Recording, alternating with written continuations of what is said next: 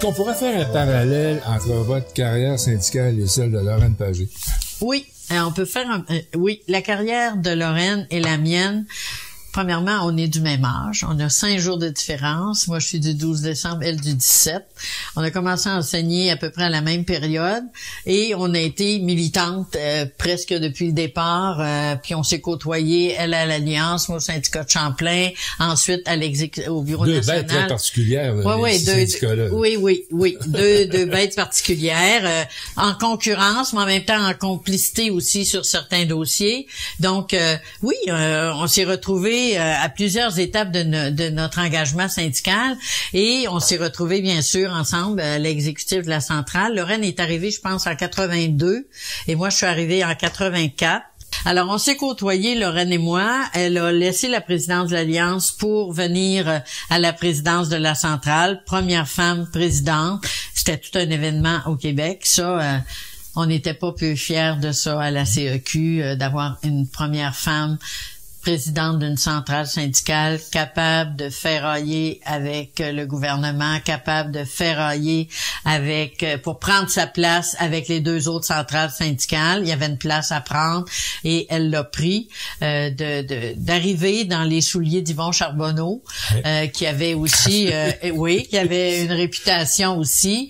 Alors, oui, c'était tout un défi qu'elle a su relever très correctement. Et moi, je suis arrivée à l'exécutif en 84. Elle est arrivée tout de suite, elle, à la mi-temps des années 80. Et là, on a commencé à travailler ensemble. Et j'ai un petit papier, d'ailleurs, faudrait que je trouve ça dans mon portefeuille. À un moment donné, elle m'avait dit, tout ce qui est arrivé, tu es ce qui est arrivé de meilleur à ma présidence. Ta vice-présidence. Puis j'avais dit, moi, tu vas me signer ça tout de suite, tu vas t'en souvenir. Fait que, non, on a eu toujours des rapports très très corrects. On a été capable d'établir une bonne complicité dans les négociations. On se partageait les dossiers. Elle, surtout, la coordination de la négociation et tout ça. Moi, beaucoup l'équité salariale, parce que c'est une période où on négociait aussi tous les dossiers d'équité salariale. Donc, oui, une bonne complicité, puis la capacité de travailler ensemble, même si des fois ça frottait, mais c'est normal.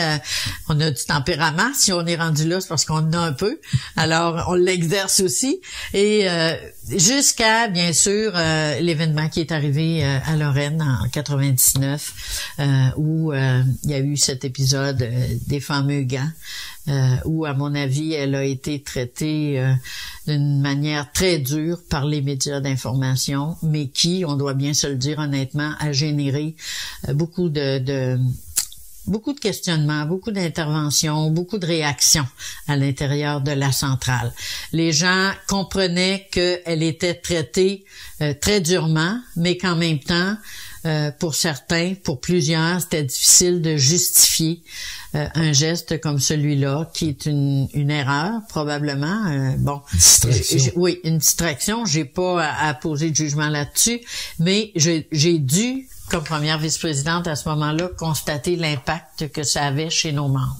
Et ça en a eu un, même si on aurait souhaité que ce soit moins important que ça l'a été. Il y en a eu un. Et à ce moment-là, il relevait de notre responsabilité comme conseil, comme bureau national, d'essayer de voir la suite des choses. On peut se justifier, se rejustifier, expliquer aux médias les différentes étapes, les jugements qui arrivent en cours de route. Il reste que notre responsabilité comme exécutif, c'était toujours d'essayer de garder ça à un niveau de respect, mais de constater aussi avec beaucoup de réalisme et de rigueur l'impact sur le terrain, l'impact chez nos membres. Ces gens-là, ce sont eux et elles qui payent nos salaires. Et on a un mandat de représentation, puis on a un mandat de loyauté envers eux. On a un mandat de loyauté aussi envers les membres de l'exécutif, et c'est ce qu'on a fait à l'égard de Lorraine, qui a pu garder un poste à la centrale, aux communications, mais qui a su prendre la décision qu'il fallait, c'est-à-dire la décision de partir. On savait que ça grenouillait sur le terrain, qu'il y avait certains syndicats qui se préparaient à demander qu'elle parte. Et moi, personnellement, j'ai eu une rencontre avec Lorraine pour dire, écoute, avec toutes les années que tu as données au syndicalisme enseignant, tout ton engagement, toute la disponibilité que tu as manifestée, tout le travail que tu as fait, tu as le droit de sortir la tête haute, tu as le droit de sortir à partir d'une décision qui t'appartient et non pas à partir de la décision des autres. Et à ce moment-là, elle a pris la décision de partir et ça s'est fait correctement. Les gens l'ont reçu, elle l'a annoncé dans une instance, dans un conseil général. Les gens l'ont reçu, les choses l'ont applaudi. Bien sûr que ce n'est pas la sortie qu'elle aurait voulu, ce n'est pas la sortie qu'elle aurait méritée pour tout le travail et l'engagement qu'elle a donné, mais c'était la meilleure sortie dans les circonstances et par la suite, elle a pu continuer son travail à la centrale jusqu'à sa retraite. C'est elle qui a organisé le congrès là, de changement de nom. Oui, elle était directrice des communications et donc c'est de elle qu'a relevé le travail de préparation du congrès du changement de nom, le congrès de l'an 2000.